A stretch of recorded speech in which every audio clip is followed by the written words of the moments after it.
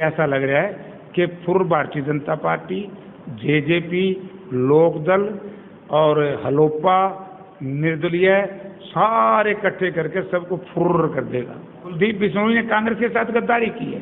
जो अंग्रेज का साथ देता था उसको गद्दार कहते थे।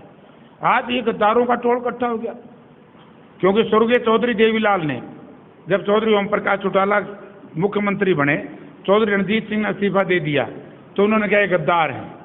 ओम प्रकाश चौटाला जी जेल में थे, अजय ने अपनी अलग पार्टी बना ली, उनके पोतों ने अलग पार्टी बना ली, बोला ये गद्दार हैं। और आज कांग्रेस पार्टी के साथ जो धोखा किया है, घायल पक्षी प्राण त्यागने से पहले फड़फड़ाता है। आज मैं धनखड़ साहब से कहना चाहूँगा कि जो आपने गद्दारों का समूह इकट्ठा किया है, आप फड़फड़ाते घायल पक्षी की तरह हैं। जयप्रकाश जी, धनखड़ ने कहा है कि हुड्डा ने पूरी जो कांग्रेस है उसको फुर कर दिया है, क्या कहना है? देखिए, धनखड़ साहब हमारे मित्र हैं, वो एक सत्ताधारी दल के पार्टी प्रेसिडेंट है प्रदेश के, लेकिन उन्होंने इस बात को नहीं कहा कि फुर तो उन्होंने भारतीय जनता पार्टी को भी कर दिया। कैसे?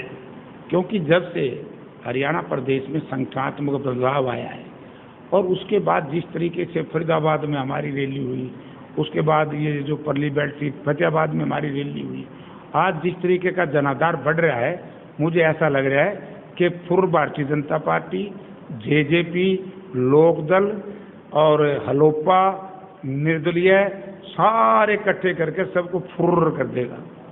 पिछले विधानसभा चुनाव की बात करें तो उसमें मात्र 10 मंत्री आ रहे थे, क्या वो भी एक प्रस्ताव समझेगी? वो रे, ये तो फुर कर देगा। और इसने तो आज आप लोगों ने देख लिया होगा कि जिस तरीके से भारतीय जनता पार्टी के नेतृत्व वाली सरकार ने जो घिनौना खेल खेला है, वो प्रजातंत्र प्रणाली में इस तरह का खेल कोई भी सरकार आपको खेलती दिखाई नहीं देगी। हमारे 30 वोट पक्के, हमारा वोट कैंसिल कर दिया जबरदस्ती। और जो ये गठबंधन सरकार का एक वोट है, जिसने डब्बे में भी वो 1 नंबर नहीं लगाया निशान, डब्बे के बाहर उसका निशान है, जो प्रेस्क्राइब जगह है, जो निर्धारित स्थान है, उससे बाहर लगाया, उसको तो कैंसिल नहीं किया, हमारा कैंसिल कर दिया। तो हमारे को केवल एक षड्यंत्र इन लोगों ने रचा, लेकिन ये षड्यंत्रकारी कामयाब नहीं होंगे। कांग्रेस पार्टी एक बड़ी विशाल पार्टी है और जिस तरीके से कांग्रेस पार्टी के साथ जिसने गद्दारी की है उसको सबक मिल गया ना। कुलदीप बिश्नोई ने कांग्रेस के साथ गद्दारी की है। और मैं ये कहना चाहूँगा कि आज तो अजीब बात है, जंगे आज़ादी की लड़ाई से पहले ये कहा जाता था जो अंग्रेज का साथ देता था उसको गद्दार कहते थे। आज ये गद्दारों का टोल इकट्ठा हो गया, क्योंकि स्वर्गीय चौधरी देवीलाल ने जब चौधरी ओम प्रकाश चौटाला मुख्यमंत्री बने, चौधरी रणजीत सिंह ने इस्तीफा दे दिया तो उन्होंने कहा ये गद्दार हैं। ओम प्रकाश चौटाला जी जेल में थे, अजय ने अपनी अलग पार्टी बना ली, उनके पोतों ने अलग पार्टी बना ली, बोला ये गद्दार हैं। और आज कांग्रेस पार्टी के साथ जो धोखा किया है, आदमपुर विधानसभा क्षेत्र के वो मतदाता जिन्होंने कांग्रेस पार्टी के पक्ष में मतदान किया है, आज वो कुलदीप को कहते हैं गद्दार है। आज ये सारे गद्दारों की एक संगठन इकट्ठा हुआ है, सारी पार्टी। क्यों हुआ?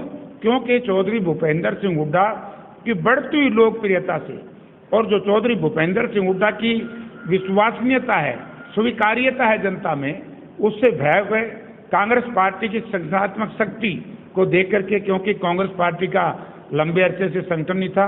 जिस दिन से चौधरी उदयभान इस प्रदेश के मुख्यमंत्री बने हैं तो संगठन की प्रक्रिया बड़ी तेजी से चल रही है और उसका जीता जागता उदाहरण आपने देख लिया। पहली रैली उदयभान जी की अध्यक्षता में और मुख्य अतिथि थे चौधरी भूपेंद्र सिंह हुड्डा।